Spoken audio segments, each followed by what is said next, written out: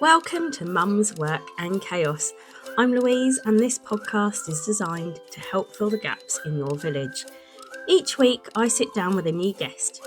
Think of it like two friends having a chat about something important. From toxic family dynamics and medical misogyny to embracing who our kids are and understanding neurodiversity, we're here to make sense of motherhood, one chaotic conversation at a time. So grab a coffee, settle in, and let's dive into this chaos together. Hello and welcome to this week's episode of Mum's Work and Chaos with me, Louise. Today I'm joined by the fabulous Esther Marshall, the author of the Sophie Says series, and she has recently brought out these absolutely gorgeous affirmation cards for children. And they're really to help sort of facilitate conversations with our kids, aren't they? So, Esther. Yes, that's exactly what we're trying to do. One sec. Is this my internet or your internet? Mission really is things and now you've got all of these children, especially having gone through everything with COVID, and just in general, there's so much more pressure on children these days with social media and everything else that's coming out and everything that they're learning so much earlier than we ever did. And we just need them to be able to talk to us about how they're doing so that we can get the help if need be. And if not, just bring up like proper resilient children that can feel okay in today's society, which is just so tough to manage. It's really difficult as well, like you said, with socials and stuff. But even like I have an 8-year-old, a 4-year-old, and a 3-year-old. And I already find with my 8-year-old that she has anxiety about certain things as well, that they're under so much pressure anyway at school to perform. And then she does dancing on a Wednesday. She absolutely loves it. But every year they do this big summer show at a theatre in Southend, and then they also do dance exams. And she had her exams on Friday, and she was particularly nervous about this one. The exams before she couldn't do because she was unwell, and so this is just a catch up really. And I explained, I know you can do it. Like you practiced once before, you're doing exactly the same dances this time.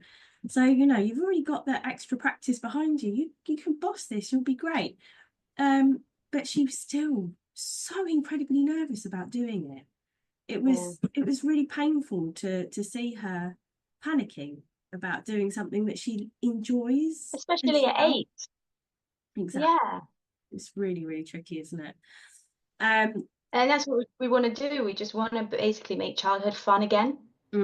That's what it should be. Like, why at 8 years old and even younger? Because I go into schools and do author readings, and we have courses that we do with schools. And when I go into the schools, I speak to the teachers a lot. I go and speak to the headmaster, headmistress as well.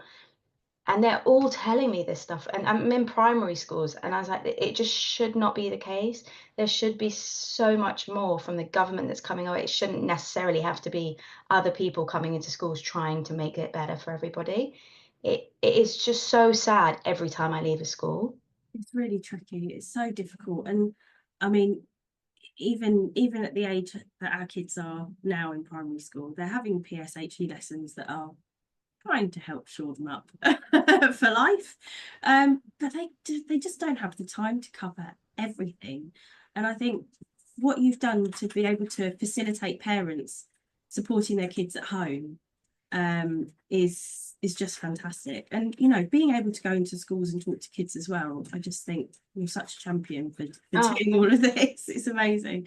I really thought as well, it's like it come from the teachers and from the parents. If it doesn't come from both, it's not going to stick. And that's why we made the courses. We work with like mental health professionals to put together the course that follows the characters in the book, and on each page of the book the bunny hides. So that's kind of how we get the messages across to the younger children, like, oh, can you find the bunny? And then they want to read the books more because it's the Finding Bunny book.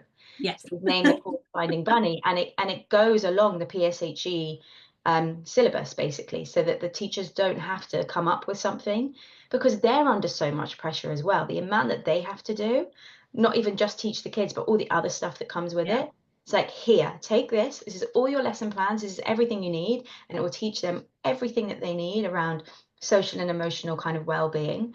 And then coupled with that, if they have the books and the feelings cards at home, then hopefully we can start to build this next generation that can just feel so open to talk about how they're feeling and understand their feelings as well.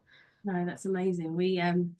I know that we have a lot of education professionals that listen to the podcast as well. So, oh, great. So get in touch. Yeah, 100%. Do look up Sophie Says, get in touch. So, Esther, I know that Sophie Says was brought out of a very painful time in your life. And you know, it's led to these absolutely beautiful books, but nothing's gonna bring that back or fix that for you. Would you mind telling us a bit more about how Sophie Says was born?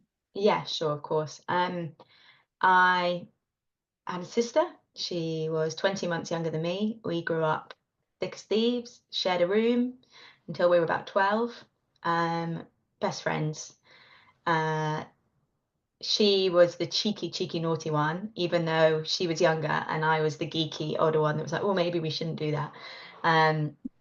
And, you know, I can identify with that. 100%. Yeah, we'd walk into a room and I would be the one standing behind her because I was nervous and she was kind of life and center. But that kind of started to change when she went to secondary school, and kind of spiraled with anxiety and depression, and put that huge amount of pressure on herself to do well, and this whole idea of perfection, which is I just hate it. Which is why the next book I'm writing is it's okay to make mistakes, because I just desperately want children to know that. Yeah. But she went on to be a junior doctor, and the pressure just got immense. It was on the lead up to COVID as well, so I think she could kind of see what was coming. And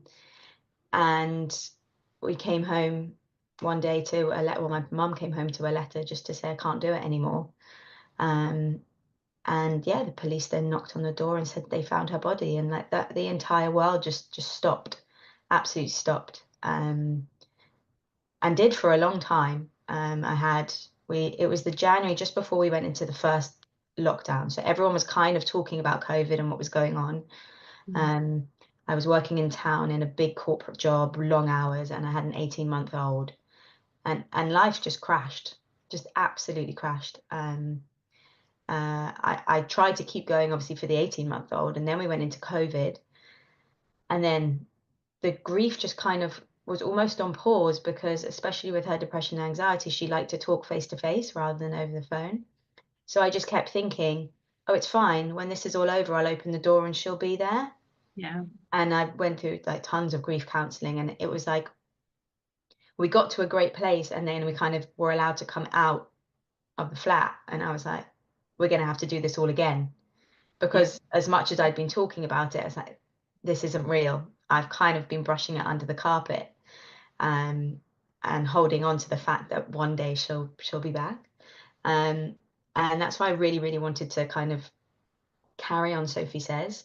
The first book, Sophie Says I Can, I Will, we kind of had the idea together when I was on mat leave with my first. Yeah.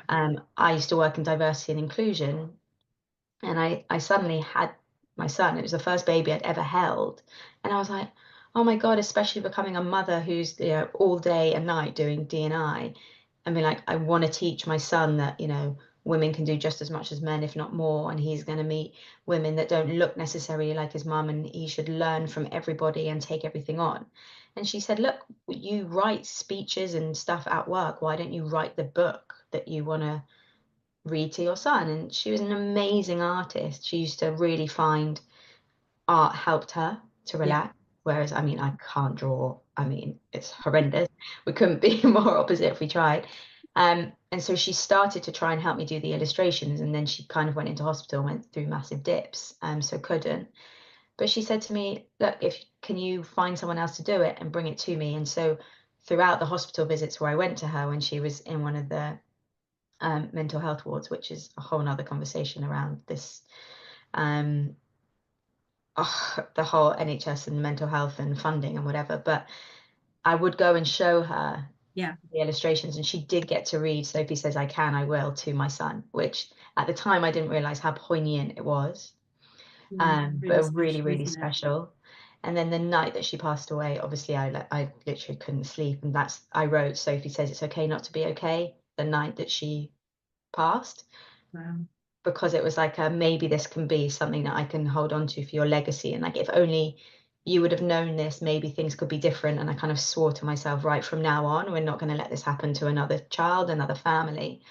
And we went from there. And throughout the books, you'll see there's lots of rainbows in the books. Yeah.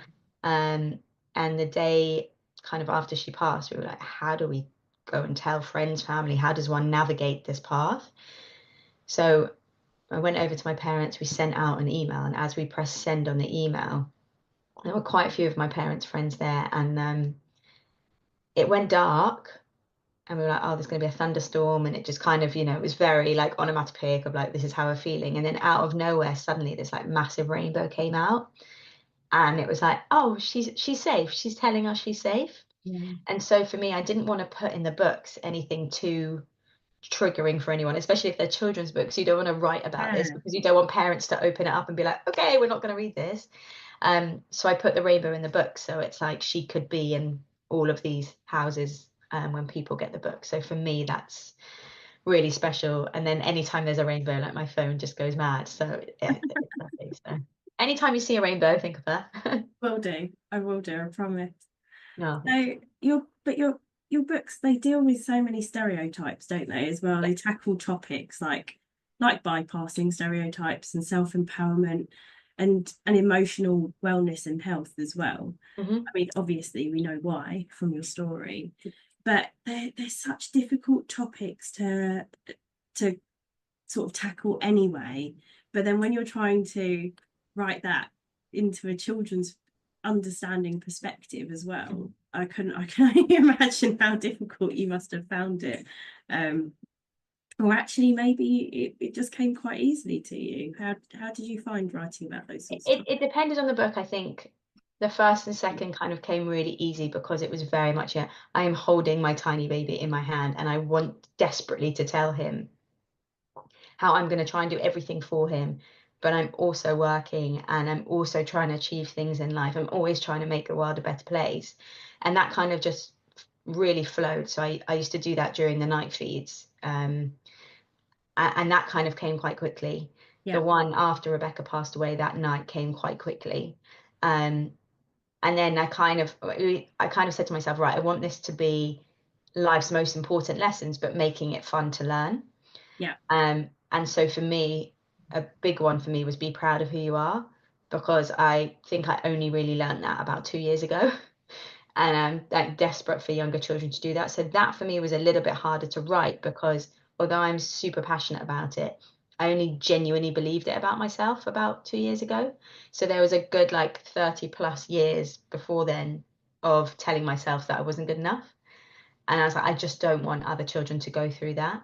But I found it a bit harder to write because I was like, I know I believe it, but it hasn't been like my whole life that I've believed it. I think that's one of that is one of the hardest and most revisited topics on the podcast as well, is how, as a society, within a society we're in, we're brought up to believe that we can have it all, but actually we can do it all, and you can't do it all. And also the level of perfectionism that we're brought up with as well is just incredibly insane.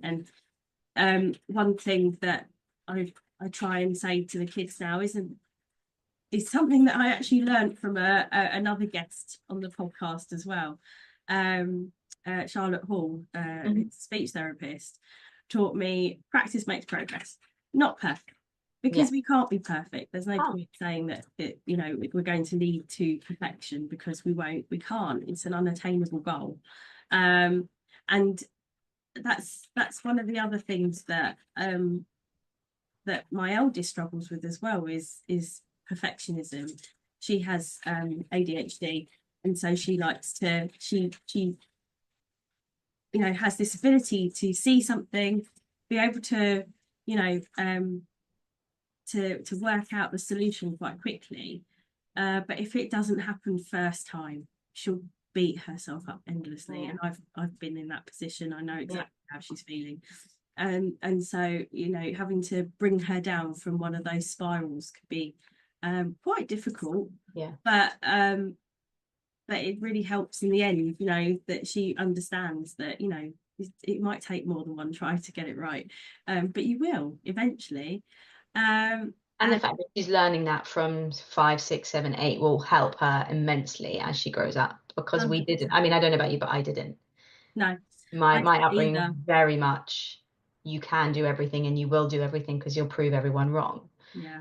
Because I mean, we're sat down at the moment, but I am about 4'11", and I've always had this massive insecurity around my height, of like, Mm, I can never achieve because I walk into a room and literally people don't see me. Like, I'd be on my commute to work and people would be sprinting in London for the knock tube you over. and knock me over and then look down and be like, oh, I'm so sorry, I didn't realize you were there. And that kind of is literally a metaphor for my confidence, Yeah, of like, I just felt so low. I could only ever do it if I was in massive heels.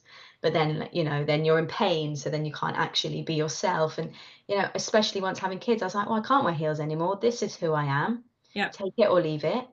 And that's kind of helped me find myself. But I mean, that is why I'm writing now. I mean, so Sophie says I can, I will. Sophie says okay not to be okay, and Sophie says be proud of who you are, who that out now. And I'm writing Sophie says okay to make mistakes, because I just desperately want children to understand that.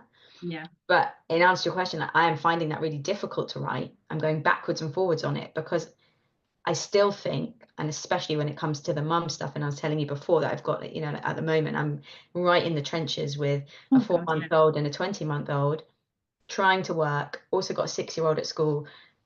Until 2 years ago, he was my only one, and I had time to do his homework with him, yeah. and I wasn't snapping and I wasn't doing this. And so I feel like I'm letting myself down at the moment, but I'm then writing this for children to be like, no, you also can make mistakes. So I need to be okay with myself making mistakes. Yeah. I'm getting there, but it's still not 100%. And that's why I desperately want children to know this from literally day dot, because otherwise you get to where we are now, where you still have to tell yourself that it's okay. Honestly, this morning well, Friday I couldn't find the permission, the response slip for the infants Christmas show. I could find the one for the juniors, so I ended up having to write a note on the bottom of the infants one explaining what tickets I wanted for the Christmas show. And then this morning found it. I was beating myself up about the fact that I'd lost this thing, couldn't find it, and then managed to. I put it in a really stupid safe place, you know, somewhere so safe even I couldn't find it. And then But totally you beat yourself up about that, but your children won't exactly know, because you've got the right amount of tickets, because you've thought about what you 100%. should do, Yeah, and ultimately that's going to make everything to them. it's hilarious But we because I focus. got to the office this morning. I handed the infants one in, and they were like, "No, we've already sorted it because you wrote that note." And I'd even done the solution had worked, and I still was like, "No, no, no, I must do it the right way." And then I got literally walked back through the front door and remembered that their Christmas show clothes were due in today, and then had to remind myself that there's still another school pickup where I can hand the Christmas show clothes in. Yeah. Like, actually, I've remembered it's fine. Just because I didn't hand them in at drop off, I can still hand them in at collection. But yeah, I'll still find somewhere, I really, really genuinely think this mental load around school, children admin is not talked about enough. No, it's so It's like difficult. being a PA times God knows what, because if you forget something for a child, it's way worse than for a boss. And that constant pressure on your brain with Yeah. like a million tabs open, it's no wonder that we're all completely frazzled. No, yeah, totally. And like trying to remember, to do the laundry. Or I At the had right time for the I right uniform. I knew I'd washed a school shirt for my daughter. I knew I'd done it. I knew she had one, but I didn't know that she'd put on a clean shirt Friday, even though the other one was perfectly wearable. I was just like, "Mm." Yeah. uh, and so she's come into my room at 6:30 this morning. She just went, "I don't have a shirt." I was like, No. "You do." Went Oh. hunting for it everywhere. She didn't tell me she put on a clean shirt on Friday, and that Oh. she didn't actually have a shirt at all. So I had to improvise, but we got there in the end. And I knew I'd sorted everything out for the middle one. That was fine. but you can't do it all. You can't remember everything when there's, especially around Christmas, there's so many different things. There's the Christmas show. I now have two to go to, the infants and the juniors. There's the my youngest does a Christmas performance at nursery. I have no idea if I've got to supply a costume for that because I haven't actually looked. Well, it's the logistics and the remembering everything, but then there's also all this stuff that we're talking about around the feelings around all of that, because 100%. they're just expected to get up and do this stuff. It's nerve-wracking. It's a lot for them. And then at school as well, they have all the Christmas parties and the shows. They've got to remember their lines as well. They're not necessarily doing PE because they're practicing for their Christmas shows. So then they're losing that chance for some exercise, which helps them with their mental health.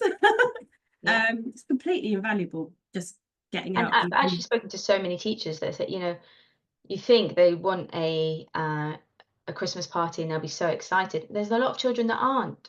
A bit like, I don't know about you, but like for me, like networking, you walk into a room and I suddenly freeze.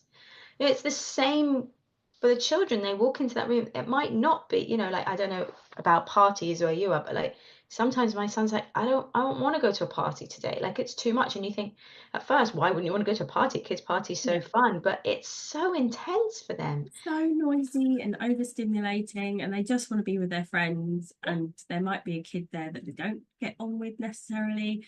And it can be quite a stressful experience. We've been there and done that, and it's quite hard. But so this time of year, especially for families, there's a lot around making sure that children are okay with talking about how they're feeling, whether it's nervous around the school, or even I think for families around Christmas, nervous about, all the families coming together for that one time a year and what's going to happen and always, and how to just kind of keep the calm.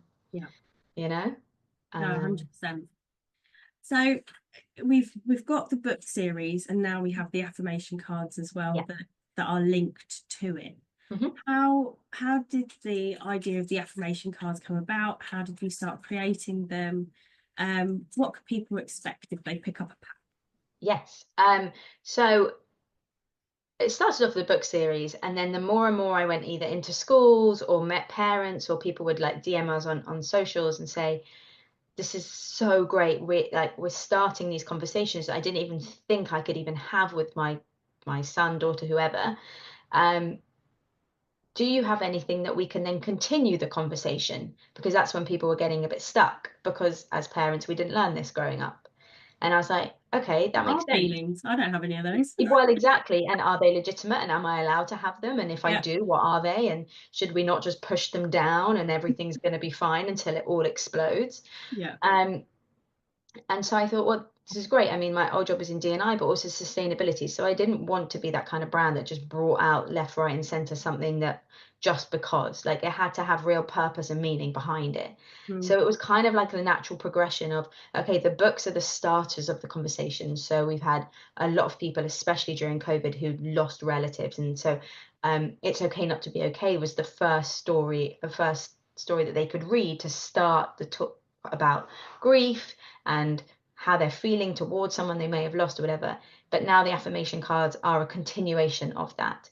So you get feelings cards and affirmation cards. So you can use them in multiple different ways, and there are instruction cards within that for completely different things that you can do. But a lot of the times the feeling cards are, in the morning or the night before school, you can pick out how you're feeling. And then the next morning or the next evening, how are you feeling after your day at school? So you can kind of start to change the narrative if they're, feeling stressed or anxious or worried. It can then be, I'm feeling calm, or I'm feeling happy, or whatever, so that they can start to see how talking about their feelings and being open about it helps them feel better. A lot of parents have been saying they've been using the affirmation cards in two ways. They're all kind of nicely designed with the characters from the books. So the kids who got to know the books also then feel a sense of, okay, let's be honest, we're not like Paw Patrol, but as in like a lot of the kids are getting quite, involved with the characters and really on board with them. So the affirmation cards all have pictures of the characters as well. So a lot of children will choose one before going to bed, and then the parents will keep it under their pillow as well. So during the night, they know that it's there. And a lot of people have said they're also putting them in their school bag. So they'll choose one in the morning and they'll take it with them. So if there's anything that they then feel throughout the day, they know that, you know, mummy, daddy, whoever it is thinking of them, that they can do it. I am brave. I am ready to, like all different ones that they can then choose. Yeah. And we've had some amazing messages about how much it's helping. And we design them all with educational psychologists as well. They're all the same kind of colors as the characters. So there's also for younger kids that kind of familiarity, so that they know as well. So that Yeah. also helps them feel calm. We've also done all of the colors around it with SEN in mind as well. So it's not too overstimulating. So we Amazing. tried to be like all kind of inclusive. I guess that was kind of my background anyway from when I was working before. So that was really important for me to include. And then we've actually also had quite a few. It'd be interesting to speak to the lady you were just talking about speech therapy, about nurseries and other parents using them and realizing it's actually helping their speech, Yeah. which I hadn't necessarily thought of right at the beginning, if I'm honest. It was very much more around talking about feelings, but it's starting to become something that quite a lot of people are telling me about. And I'm like, this is wonderful. I want people to talk about their feelings, but if they can even talk and then actually bring it forward, then that's you know. Really funny. When my eldest started nursery, they were shocked at the level of language she had, the amount of vocabulary she had to be able to talk and communicate with them. She was about 17 months when she started nursery, and they were like, how there? And it was because we spoke. We'd walk around the supermarket. My mum taught me this trick because she used to do it with us when we were little. And we'd walk around the supermarket, and I'd talk to her. What can you see? Oh, can you point to something that's red? Can you tell me about something that's yellow? Blah blah blah. All this sort of stuff. You know, can you count how many peppers there are and things? And they thought it was really strange that we spoke. Like, you How know, sad is that? I know, it's really funny. And so that was something that we, you know, we've always done as a family, you know, especially when we went into lockdown as well, and we had to homeschool. So she was 4 when we were in lockdown. And then my middle one was born just as we went into lockdown, so in the April. So we went into lockdown at the end of March, and she was born towards the end of April. And so we spent a lot of time in the woods, going for walks and talking, and using nature as a classroom, and you know, saying, oh, how many can you go and collect me 20 sticks? Can you describe to me the colour of the leaves? Oh, can we find this? And so there's all sorts of stuff going on. And we're really lucky that the woods near our house has a Gruffalo trail as well. So we could tell the story of the Gruffalo as we were walking around. And then at another park nearby as well, they've got a Stickman trail, and so similar. But we were so lucky during lockdown to have all this outside space nearby, be able to learn in nature as well, which was fantastic. But it's a tricky one, like actually, you know, actually talking to your kids about their feelings, about what's going on with them, is going to improve their speech and language as well, inherently, because you're talking to them. And you're having to explain some quite complex topics as well to them through you know, discussing their emotions as well. It's not easy to work it out. And one of the things that they do at our children's school as well is they have colours linked to emotions as well. So if they're trying to describe how they're feeling about a particular piece of work or another child in class or an activity that they're doing, they can explain it with colour, as well as, you know, trying to vocalize their feelings. That would be like, oh, I'm feeling red now. Oh, okay, we need to go cool off. Let's go do something different. Cool. Or, you know, oh, I'm feeling blue. Oh, okay, we're a bit sad. Why are we sad? Let's work this out. And so it's a really nice way of them discussing emotions at school as well as through colours. And it helps a lot of children who don't have those discussions at home to try and vocalize how they're feeling in the classroom environment, which is lovely. Yeah. I'm really pleased that they've implemented things like that now. Yeah, it's really, really good to hear, because a lot haven't. And so during COVID, when we had the books out, we were getting these messages from parents to say, like, how do we do that? Because I don't know how to have the conversation. Like, it's amazing that you felt able to do that, but a lot of parents didn't.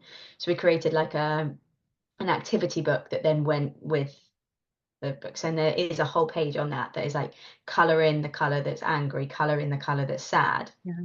And then you could link that as well. So it's kind of like embedding the messages from the books. Yeah. But it was, and then at the bottom of each page, there's like a question that parents or carers or whoever could ask as well, because so many people were so worried to say anything.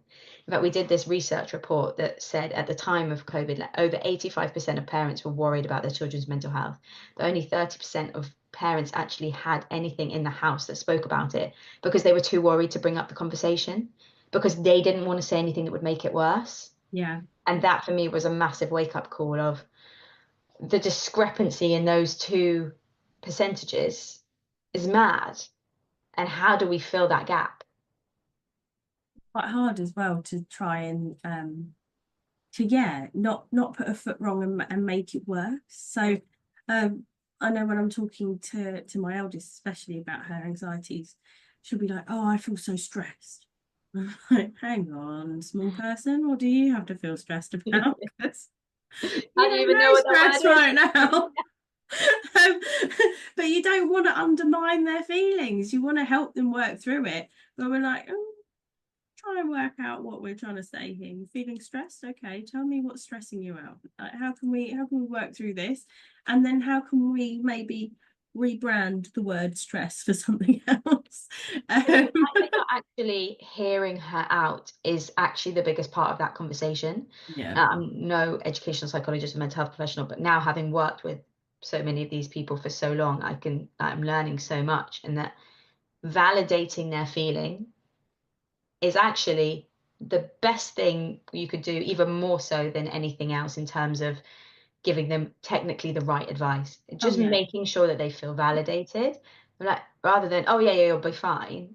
Okay, you feel stressed. Automatically, they'll be calmer. Yeah.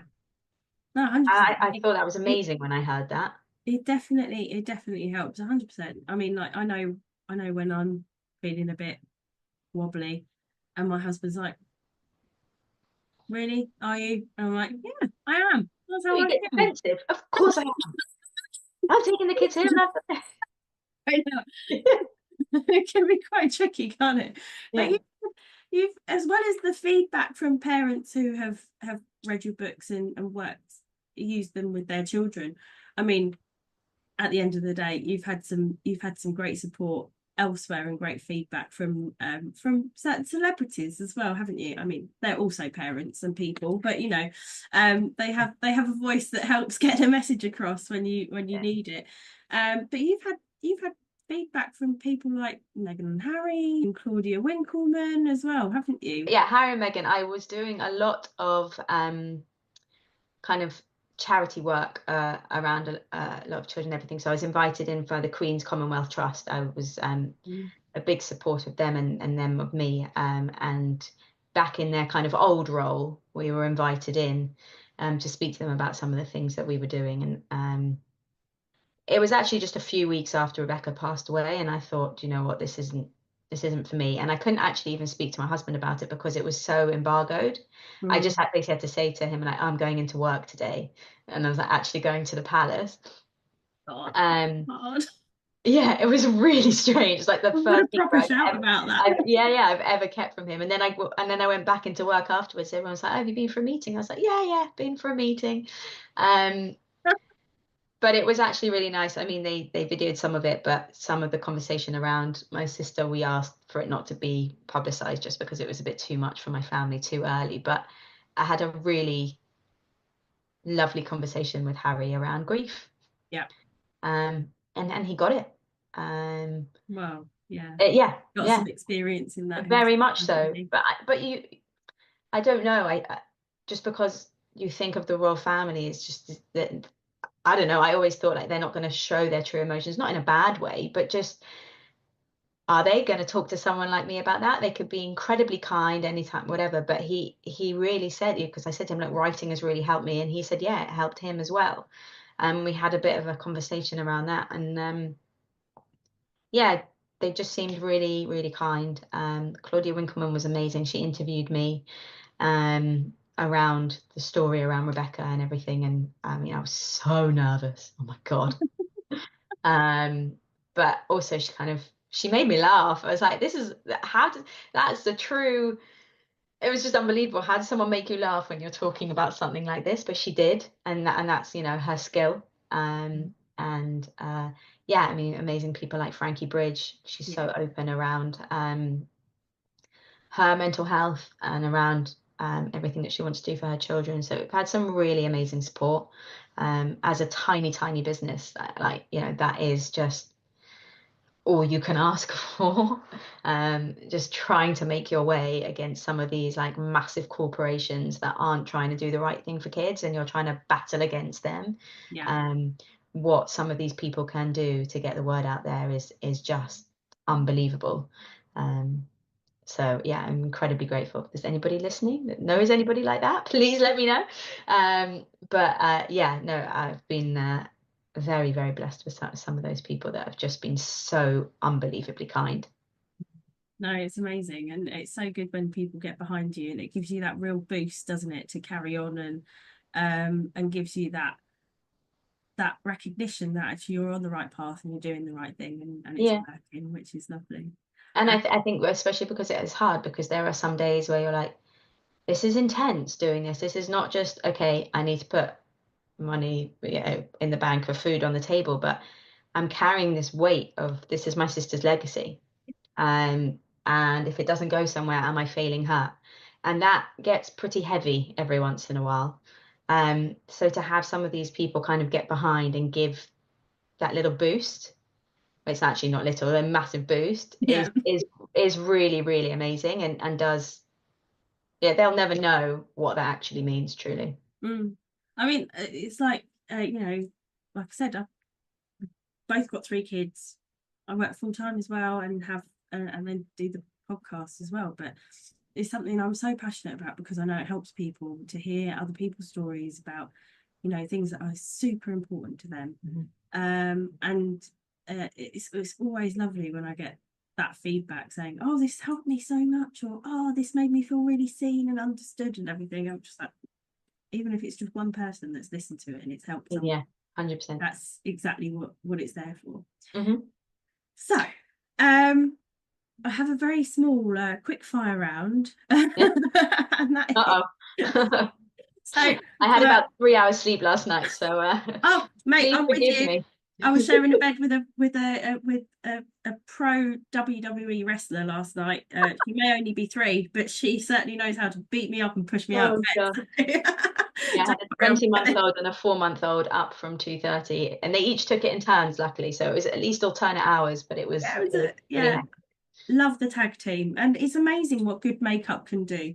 I didn't even have time. Oh no, you look amazing regardless, so there you go.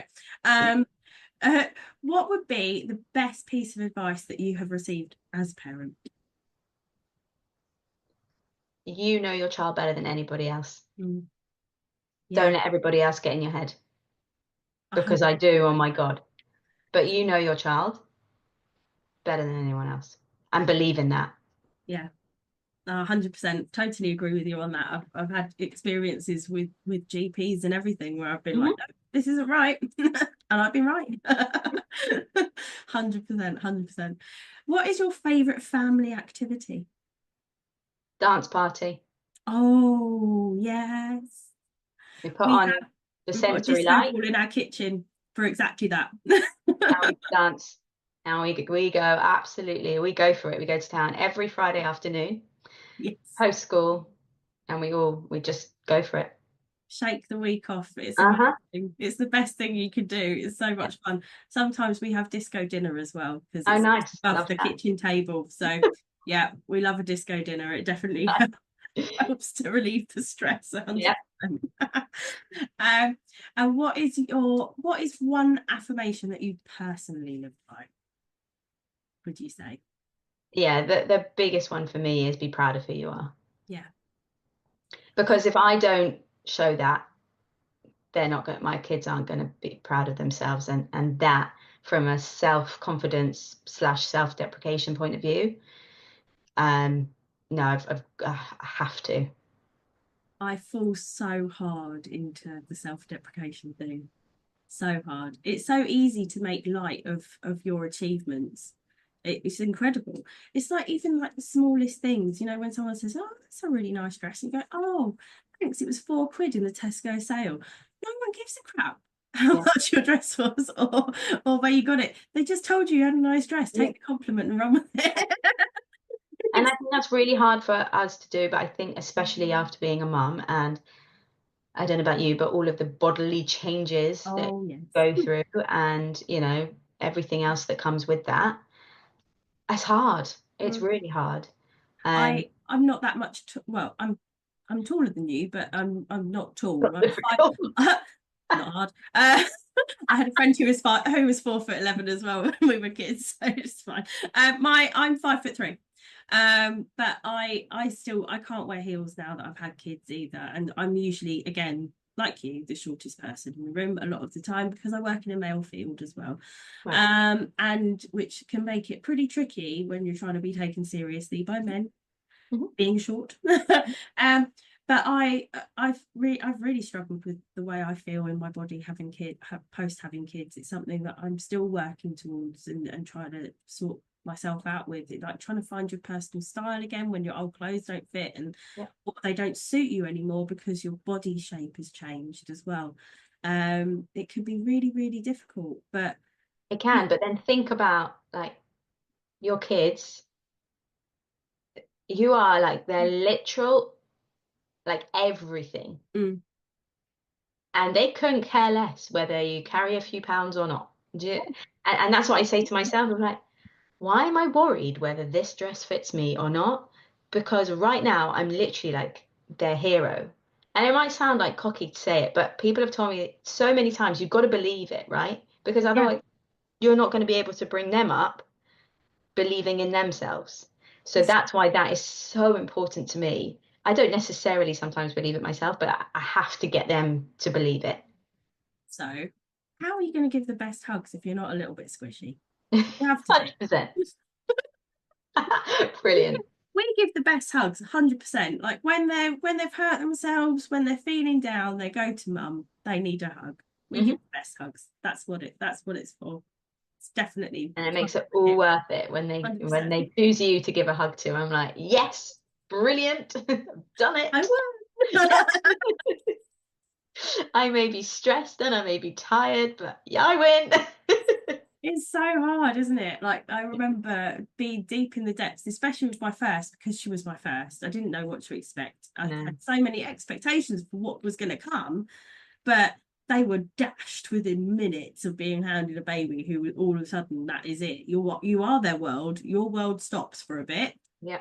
You can carry on, but you know, it stops, and you have to work your world around them then. And no one explains that stuff to you before you have kids, really, unless you're asking for advice or something from someone else. But one of the best things I could experience was being nap trapped, because I had to stop. There was nothing I could do. It was like, oh, there's a baby on top of me. She is sleeping. I shall just sit here and watch the program that I've been putting off watching for about a year. And it was me so right now. lovely because it makes you stop. You have to stop. Like every now and again, you have to take a break. Being nap trapped, even sometimes I quite enjoy being nap trapped by my 3-year-old. Yeah, sorry, can't move. Oops, stuck here now. Have a coffee, please. Thank you.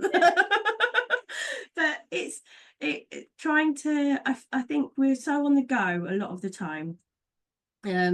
Even when it's the weekend and we've got 25 loads of washing and a house to tidy up, it a reset for the week. It can be really hard to stop, and I think that was one of the hardest things I had to try and do, was to find the time to stop. just sit there and enjoy a movie with the kids. And sort of, I find sometimes it's helpful to try and schedule it in. So saying like, oh, Friday night is movie night. That's what we do. PJs on by 6, on the sofa, popcorn, watch a film, get into bed at a reasonable time. So we can, pursue the onslaught of kids' parties and everything else we've got to do. But making that time to stop, even if it's like the bedtime, the story before bed. Yeah. That's our time together, and I really cherish that. It's so important for everyone that you that was the thinking behind doing the books, of like, actually, what is the most important time between a parent and a child, or a carer and a child? It's that pre-bed cuddle, reading a book. And that's why I thought to come up with books. And then I delved deep into it and found out that over 400,000 children in the UK don't have a single book at home. Wow. And so I then decided, fine, anytime anyone buys one of our books, we then donate one to a child who doesn't have one at home. We've donated over 25,000 so far, through different charities, to children that don't, because that broke my heart. I know how special that is for me when I sit with them on my lap and have that conversation then before bed, and some children aren't getting that. Well, how can that be? We have got to help that, because that is so integral to their well-being. Books are so important in our house. So and obviously having a friend who owns a bookshop really helps. Yes. Yeah. we get to go out and see Auntie Tash and get a book, and then we sit there and we'll read together. It's so lovely to be able to do that, and it's something that we really definitely take for granted, the fact that we have books. You don't really think about. I really did until I did for people. Yeah, it's crazy, isn't it? 400,000 children in the UK. It blew my mind. That's incredible. Absolutely incredible. I hadn't even thought of it like that at all. I didn't realise the stat was so high. So thank you so much for joining me, Esther. It's been an absolute pleasure to talk to you, and I'm so happy that I got to have you on as a guest. If people want to learn more about you, want to find out more about Sophie Says, how can they find you? Where would they find you online and on socials? Yes, our website, www.sophiesaysofficial.com. We are Sophie Says Official on Instagram and Facebook. And on the website, you can buy the books and the affirmation cards, the school courses, everything's on there. And then we're also on Amazon for the books and the affirmation cards as well. Great stocking fillers right now. Great gift for this time of year. And yeah, also if anybody works at schools, get in touch, because I come and do author readings, and we can get you the course as well. Just try and help me in my mission to get every single child talking about their feelings. Thank you so much for taking the time to talk to me today. Thank you so much for having me and helping me share my message. I really appreciate it. Thanks so much for joining me on Mum's Work and Chaos. If you've enjoyed this episode, please take a moment to like, subscribe, and leave a review. It really helps us to reach other mums out there. Don't forget to follow us on social media at Mum's Work and Chaos Podcast for more updates, laughs, and support. Until next time, remember, we're all in this chaos together.